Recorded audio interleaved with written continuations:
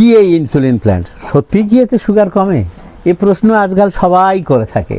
তাই দেখলাম যে আমাদের গার্ডেনের কাছে একটা ইনসুলিন প্ল্যান্ট তো আছেই, তবে জানেন এটা আমাদের প্রাচীনকালে ভারতবর্ষের একটা গাছ এবং কোটাসিয়া পরিবারের গাছ, কোটাসিয়া ফ্যামিলির গাছ, এবং ট্র্যাডিশনালভাবে বহুদিন থেকে এটা একটা ওষুধ হিসেবে মানুষ ব্যবহার করে থাকে।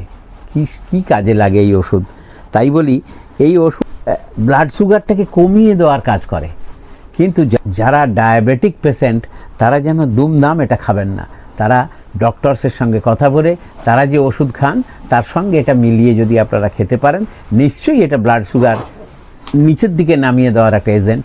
কিন্তু আপনারা যদি বেশি খেতে থাকেন তাকে এমন হাইপোগ্লাইসিমিয়া হয়ে যাবে, তো তখন মৃত্যুমুখে আমাদের পতিত হতে হবে, আমরা তখন মৃত্যুর দিকে এগিয়ে যাব।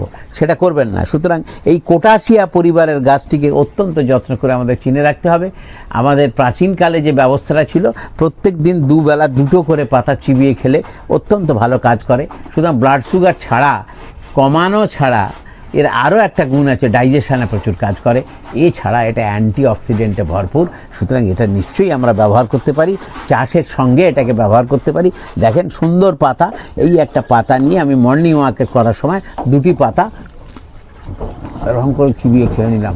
অ্যান্টিঅক্সিডেন্টে ভরপুর, স্বাদে ভরা।